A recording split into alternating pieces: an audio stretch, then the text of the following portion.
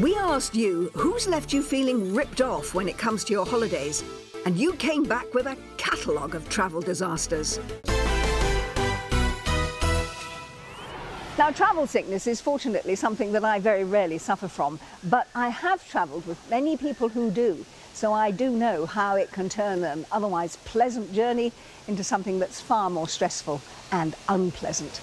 And if you are one of the unlucky ones that it affects, then you will probably have tried just about everything there is to settle your stomach and settle your head.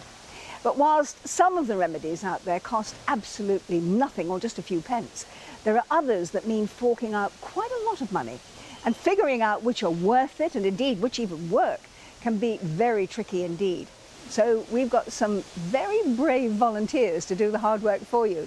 And all that you've got to do is come along for the ride.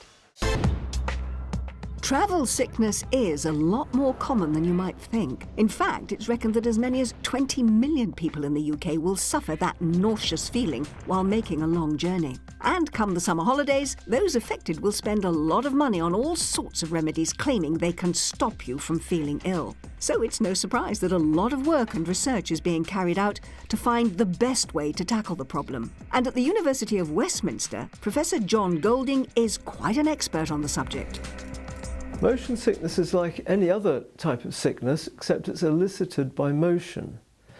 And that motion can be anything as diverse as sea motion, air motion, or car sickness. Even astronauts get sick. And you can also have, nowadays, virtual reality sickness, where there may be no physical motion, but the motion is implied.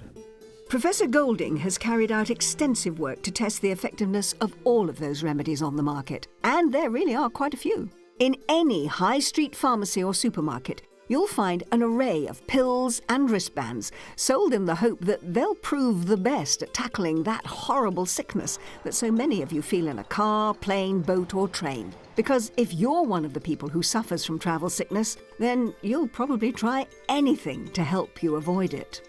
Motion sickness is very, very unpleasant. It's not life-threatening as such. People don't die of motion sickness, but it's extremely unpleasant. These three students at Professor Golding's university know only too well how grim travel sickness can be. Zoe Smith says it's ruined many of her family holidays. I tend to get motion sickness on longer car journeys and especially bad on boats. I went to Amsterdam recently and we got the ferry over to France, and the whole way there I was just sitting there with my head in my hands trying to combat the motion sickness. Photography student Michael Naylor has suffered motion sickness since he was a young boy. I've suffered from motion sickness since I was young. Since I was going on fairground rides when I was a kid, I always found it really difficult and I'd always get nauseous and then I'd throw up. And also as a teenager, I couldn't go on long car journeys without feeling sick. Like 5 minutes to Morrison's would literally destroy me. And for biomedical sciences student Shah Tazir, it's a similar story. I always get these hot flashes where I feel like I have to sit down and I get dizzy and I feel like I'm going to throw up. So I get really nauseous, but that only happens in cars and trains. Today, Shah, Michael and Zoe are going to put to the test some of the travel sickness remedies on offer. And to help them do it, Professor Golding will be relying on this incredible and rather terrifying piece of kit. The rotating chair works by spinning people around, which if you superimpose head movements cause what's called a cross-coupling effect. In other words, apart from feeling dizzy, you have this very unpleasant tumbling sensation. And to begin with, you just get a feeling of dizziness. Gradually, if you just keep on doing that, you will start to get some initial symptoms of motion sickness, and then if you carried on long enough, most people would get quite severely motion sick.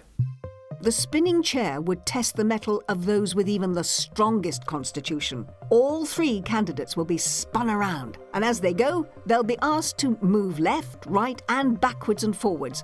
And every 30 seconds, they'll be asked to rate how they feel on a scale of 1 to 4, with 1 being no symptoms at all, and 4 feeling moderate nausea. You can go as high as 6, which is vomiting. But don't worry, Professor Golding would stop the test way before that happens. The idea here is to help them feel better. If all else fails, we have the trusty sick bag. But this is almost a historical object. It's never been used in 15, 20 years, which is because we're very careful how we make people motion sick. First, our volunteers will all have a go on the chair without any travel sickness remedy, just to see how long they can last before reaching level 4. First up is Zoe. Rate symptoms. 4. 4, okay. So keep your head upright, still as possible. And after 7.5 minutes of spinning around, she starts feeling moderate nausea. Next, Michael, without any anti-nausea medication. Rate symptoms. Let's say 4. Okay, 4, we're stopping there. He lasts just under 5 minutes before feeling sick. Finally, Shah had a go, and she started feeling nauseous after 11 minutes, at which point she came off the spinning chair. 4. 4, okay, keep your head as still as possible. Next, after a break of a few hours to let their spinning head settle, we can start testing the effectiveness of a couple of the anti-sickness treatments on the market. Again, it's Zoe who goes first. She's trying these wristbands, which, by applying pressure to a single part of the wrist, it's thought can help reduce sickness symptoms. The acupressure bands rely on pressure on what's called, in acupressure terminology, the Nyquam points, which are about 3 finger lengths up from the wrist creases on your hands. And it is said that pressure or activation of those points will relieve nausea, not just from motion sickness, but from pregnancy sickness or all sorts of types of sickness. These types of anti-motion sickness bracelets are relatively inexpensive, at around £5 each, and can be used over and over again. But the question is, do they work? Strap to put on. The evidence for that is mixed. There have been some controlled published trials which show it is effective. There have been other controlled trials which have failed to show effectiveness. Last time, Zoe lasted 7.5 minutes on the spinning chair before feeling sick. Rate symptoms. 4. 4, okay. Keep your head upright, still as possible, Zoe. With the wristband, it's only 8 minutes 20, which, while a slight improvement, isn't a huge difference. Although she tolerated the acupressure bands very well, in other words, no side effects, it really had little or no effect. However, her reaction probably fits in with the bulk of research, which would show that if there is an effect of acupressure bands, it's probably overall rather small.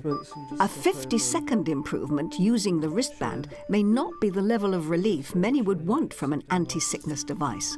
So let's try medication, the type of travel sickness pills you can buy on the high street for around £3 a packet. Michael is taking a tablet 20 minutes before having another go on the spinning chair.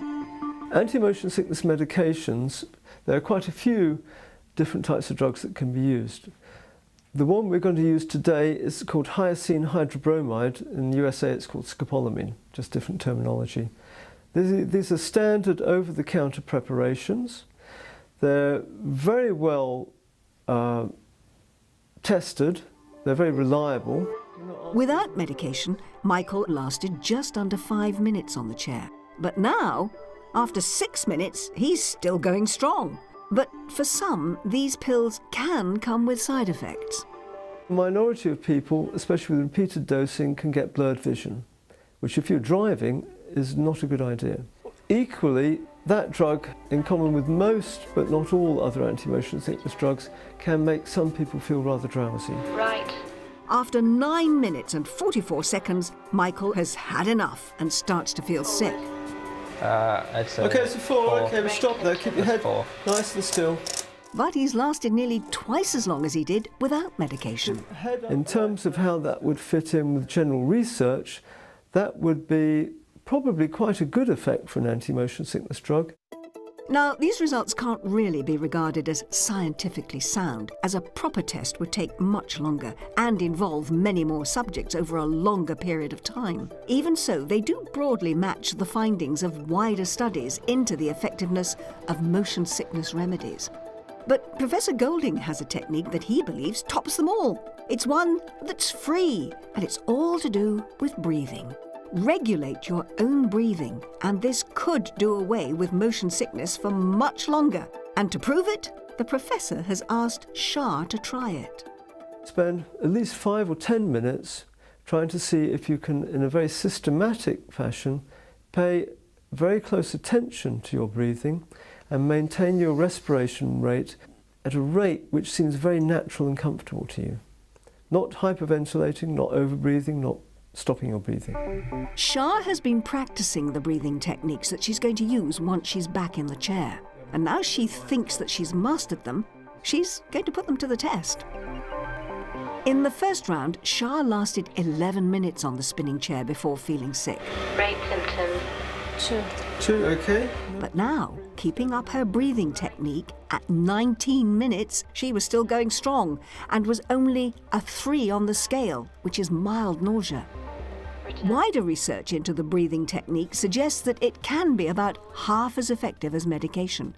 But that's not been the case with Shah, for whom it appears to be far more successful, and clearly without any of the side effects. 3. 3, okay? Okay, we've reached the mandatory stop point, so keep your head as still as possible, just slowing you down, Shah. The test doesn't go beyond 20 minutes, so Professor Golding stops the chair with Shah still at level 3. But he's delighted with how well she responded to this technique. Nice and still, keep your head nice and still. I was pleasantly surprised at how long Shah actually lasted. For her, obviously, the controlled breathing technique was a massive success. She didn't actually reach a motion sickness endpoint, so she could have probably carried on further. This was a very big, strong result. On the whole, if we relate that to the literature, she'd be at the high end of a positive outcome for controlled breathing as a technique. For Shah, who's always suffered motion sickness, this feels like a real breakthrough, and something she certainly plans to try in the future. Personally, I do not like to take any drugs. I always like natural remedies. So I'll definitely go with controlled breathing. Professor Golding is keen to emphasise that all the remedies for travel sickness can work for different people at different times, and there's no single treatment that works for everyone. But there are plenty of things you can do to reduce the risk of feeling sick in the first place. If you're in a coach or a car or on board a ship, if you can get a stable horizon view, that's very good. Of course, that's not always possible. If you're in a vehicle of any sort, try to avoid actually reading text or looking at your phone or anything like that, because that's certainly a way of aggravating motion sickness. And finally, if you can be the person in control of the vehicle, such as the driver or the pilot, that certainly helps.